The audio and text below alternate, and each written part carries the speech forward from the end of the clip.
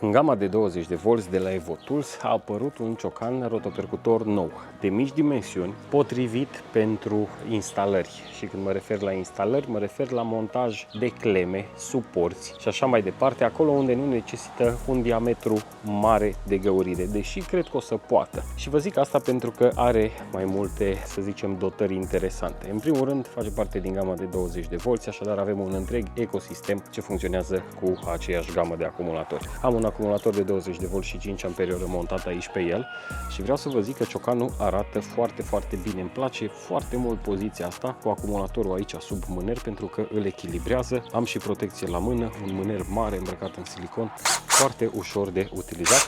Și după cum vedeți, nu sună nici foarte tare. Totodată, în partea de sus, aici pe el, are un selector pentru două viteze. Viteza 1 și viteza 2. Nu are dăltuire și de asta ziceam că este cumva bun pentru montaje, pentru că are două funcții, găurire simplă și găurire cu percuție. În pachetul de livrare, pe lângă ciocanul rotopercutor, primim limitatorul de adâncime și primim 4 burghie 4, 6, 8 și 10 mm SDS plus o mandrină rapidă. Deci, având 1000 de rotații pe minut pe treapta 2, putem să mergem cu el și la găurire în lemn. Și de aceea, cred că este un ciocan rotopercutor foarte ok pentru zona aceasta de montaje. Montăm un dulap, montăm suport pentru un cablu, suport pentru gaz, bridele pentru instalații. Acolo îl văd eu foarte util. Deci mic, compact și care cred eu că face treaba. Bineînțeles, mandrina SDS+, după care un mâner lateral care se poate roti 360 de grade, un selector care funcționează foarte bine, m-am tot jucat cu el mai devreme, atât pe găurire cu percuție cât și pe găurire simplă. Pe treapta 1 de viteză atinge maxim 300 de rotații pe minut, deci este conceput să fie cumva o treaptă mai de forță. Asta dacă vrem să și înșurubăm, pentru că la înșurubare trebuie control mai bun. Bineînțeles că butonul este dotat cu variator, deci are o turație minimă foarte precisă, putem să înșurubăm cu el, după care să găurim de la 0 până la 1000 de rotații pe minut, iar la 1000 de rotații pe minut, ciocanul rotopercutor poate să atingă 5000 de bătăi pe minut. Așadar, ar trebui să fie și destul de rapid. Am pregătit o bucată de beton, să zicem ok, să vedem cum se descurcă la treabă. Am adus aici o bucată de beton, un beton foarte gros, undeva la 10 pe 10 este această grindă. Au fost mai multe borduri de genul acesta dintr-un beton bun, așa că o să-i fac doar două teste. Primul ar fi cu 10 mm, după care cu 16 mm. Dacă merge cu 10 și merge bine, e suficient pentru el, fiind un rotopercutor de montaje. Dar pentru un test, să zicem, puțin mai extrem, o să-l testez și cu cel de 16 mm. Mandrina SDS Plus funcționează fără a fi nevoie să tragem de acest manșon. Practic ne folosim de manșon doar atunci când vrem să eliberăm burghiul. Haideți să-l vedem pe treapta a doua, poziția de înșurubare și hai să vedem cum se descurcă.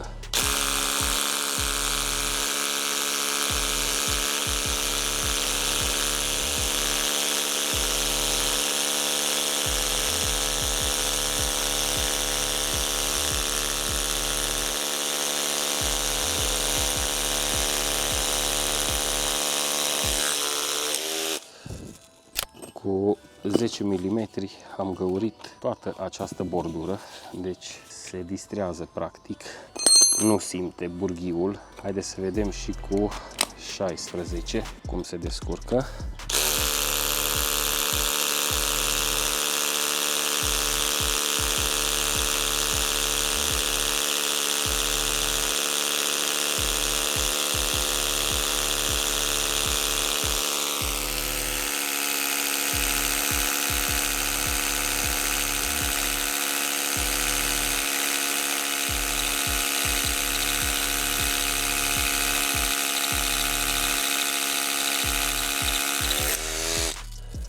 Cu 16, după cum vedeți, merge puțin mai greu. Având în vedere că și burghiul este în 5 puncte, deci nu este un burghiu rapid, bine, și cel de 10 a fost tot în 5 puncte, dar cumva energia de percuție este puțin cam mică pentru un diametru așa mare.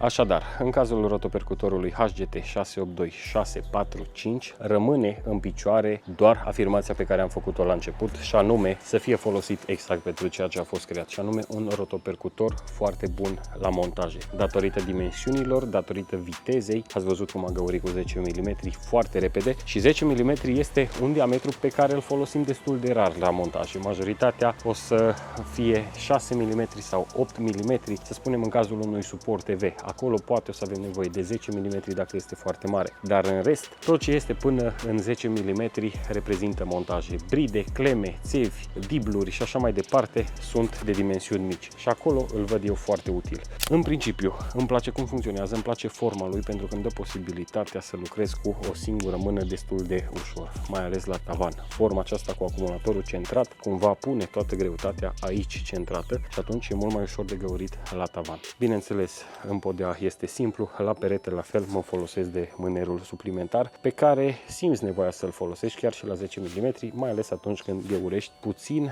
să zicem, mai în adâncime, undeva la 6, 7, 8, 10 cm, ai nevoie și de mânerul suplimentar. Totodată observ că aici pe el are un buton care probabil vrea să indice nivelul de energie din acumulator, verde, galben și roșu, da, dar nu este nevoie de acest lucru pentru că acumulatorii din gama EvoTools 20V au indicator de energie, cei din gama EvoTools Plus au chiar display digital pe care afișează energia. Îmi place cum funcționează și aștept, bineînțeles, părerea voastră jos în secțiunea de comentarii, iar dacă vreți să aflați mai multe detalii despre el, găsiți link în descrierea videoclipului către honest.ro, unde aflați toate caracteristicile tehnice și, bineînțeles, unde puteți vedea toată gama EvoTools 20V. Dacă v-a plăcut acest videoclip, nu ezitați să ne dați un like, un share și să vă abonați la acest canal pentru că este gratuit. Sunt David și până data viitoare, vă salut!